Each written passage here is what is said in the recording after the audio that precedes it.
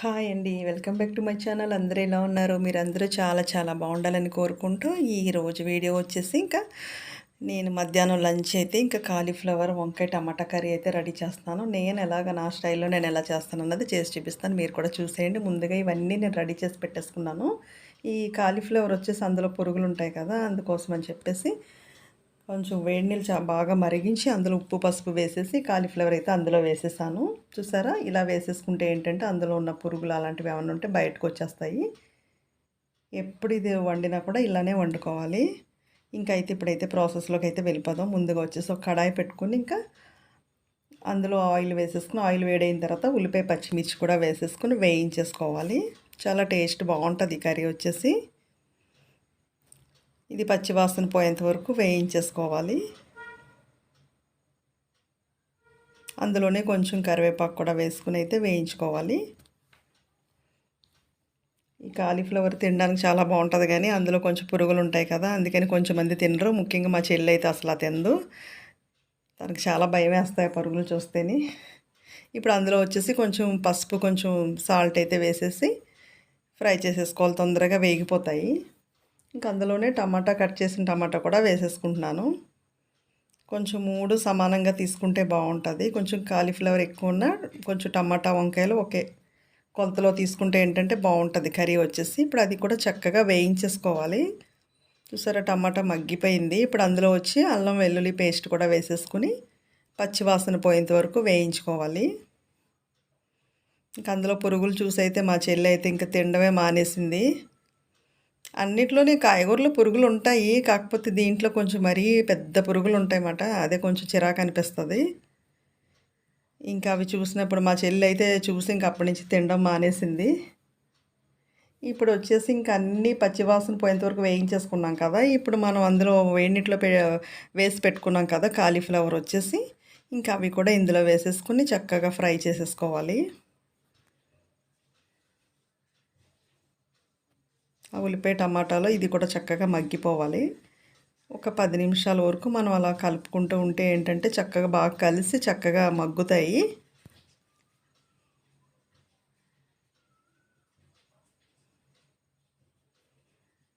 వంకాయ కూడా మనం కట్ చేసి మనం ఉప్పు నీటిలో వేసి పెట్టుకున్నాం కదా, అదైతే అప్పుడే వేయకూడదు. ఎందుకంటే వంకాయ వచ్చేసి తొందరగా ఉడికిపోద్ది కదా, అందుకని చెప్పేసి అది లాస్ట్లో వేద్దాము. ఇప్పుడు వచ్చేసి ఇవే కొంచెం సేపు ఫ్రై చేసుకుంటే ఏంటంటే చక్కగా ఏమన్నా కొంచెం పచ్చిదనం అలాంటివి ఉంటే పోయి చక్కగా బాగుంటుంది. కొంచెం సేపు అలాగా వేయించేసిన తర్వాత ఒక 10 నిమిషాలు పోయిన తర్వాత అయితే వంకాయ ముక్కలు అయితే వేసుకోవాలి.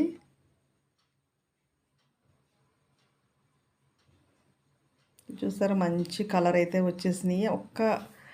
ఒక 5 నిమిషాలు అలా మూత పెట్టేసేయండి, చక్కగా మగ్గుతాయి. మధ్య మధ్యలో ఇలా కలుపుకోవాలి. ఇప్పుడైతే మనం వంకాయ వేసేసుకుందాం. కట్ చేసి పెట్టుకున్నాం కదా, ఇది చాలా వరకు చక్కగా ఫ్రై అయిపోయి ఉడికిపోయినాయి కాలీఫ్లవర్ వచ్చేసి. ఇప్పుడైతే వంకాయ ముక్కలు అయితే వేసేసుకోవాలి. ఎందుకంటే వంకాయ తొందరగా ఉడికిపోతుంది కదా, అందుకని కొంచెం అది వేగిన తర్వాత ఇది వేసుకుంటే సరిపోతుంది. వేసుకుని ఒకసారి బాగా కలిసేటట్టు అయితే కలిపేసుకోవాలి.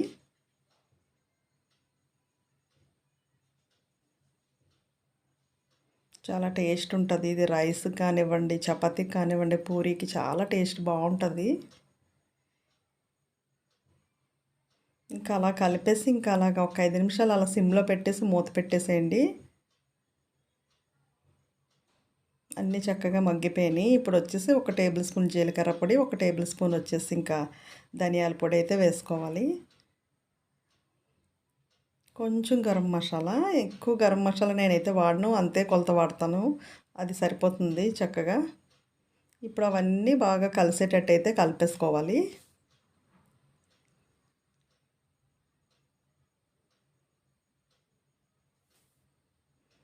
ఇప్పుడు లాస్ట్గా వచ్చేసి మనం తినేదాన్ని బట్టి కారం అయితే వేసుకోవాలి. కారం కూడా వేసేసుకొని మొత్తం అంతా కలిసేటట్టు కలిపేసుకోవాలి.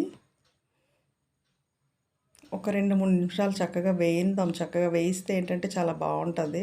వెంటనే వాటర్ వేసేయకుండా కొంచెం సేపు వేయించండి. ఇప్పుడైతే తగినన్ని వాటర్ అయితే వేసుకుందాం. చాలా వరకు మనం వాటర్ వేయకుండానే అది మనం ఉడికించేసుకోవాలి. కొంచెం వాటర్ వేయగానే మిగతా సగం అయితే ఉడికిపోతుంది. ఇప్పుడు ఒకసారి అంతా కలిపేసి అయితే ఇంకా మూత పెట్టేసుకుందాం. ఒక 5 నిమిషాలు మూత పెట్టేసుకుందాం. మధ్య మధ్యలో ఒకసారి కలుపుతూ ఉండాలి, సమంగా కలవడం కోసం, కింద అడుగు పట్టకుండా ఉండడం కోసం అయితే కలుపుకోవాలి.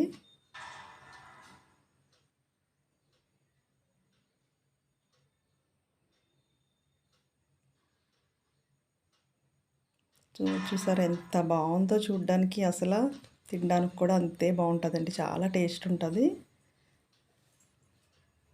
ఇంకా మనం ఏ కూర వండినా కానీ ఇంకా లాస్ట్ వచ్చేసప్పటికి ఒక 2-3 నిమిషాలు అయితే సిమ్లో పెట్టేసి అలాగ ఉంచేయాలండి. ఆయిల్ అది పైకి తేలి చాలా బాగుంటుంది. చూడ్డానికి తినడానికి కూడా చాలా బాగుంటుంది. నేనైతే ఇంకా అలా చేశాను కదా. చూసారా ఇప్పుడైతే కూర అయితే రెడీ అయిపోయింది. ఇంకా స్టవ్ అయితే ఇంకా ఆపేసాను. ఇంకా లాస్ట్ వచ్చేసి ఇంకా కొత్తిమీర వేసుకుంటే మన కర్రీ రెడీ అయిపోయినట్టేనండి. కాలీఫ్లవర్ వంకాయ టమాటా కర్రీ అయితే రెడీ అయిపోయింది. చాలా అంటే చాలా టేస్ట్గా ఉంటుంది. మీకు కూడా నచ్చితే మీరు కూడా తప్పకుండా ట్రై చేయండి.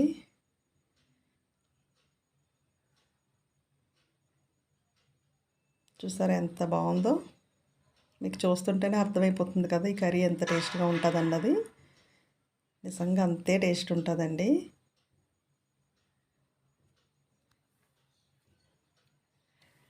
మా లంచ్ అయితే ఇంక రెడీ అయిపోయింది. ఇంక అవన్నీ నేను రెడీ చేసేసుకుంటున్నాను అనమాట. మేము ఇలా టేపై మీదే పెట్టేసుకుని సోఫాలో కూర్చుని అయితే తింటాం. డైనింగ్ టేబుల్ మీద ఎప్పుడు కూర్చొని తినాం మేము. ఇంక అన్నీ నేనైతే సర్దేశాను. ఇంకా ఇక్కడైతే ఇది రొయ్యల పచ్చడి, అది ఇంకా రైస్, ఇంకా కర్రీ, కాలీఫ్లవర్ కర్రీ అయితే పెట్టేశాను.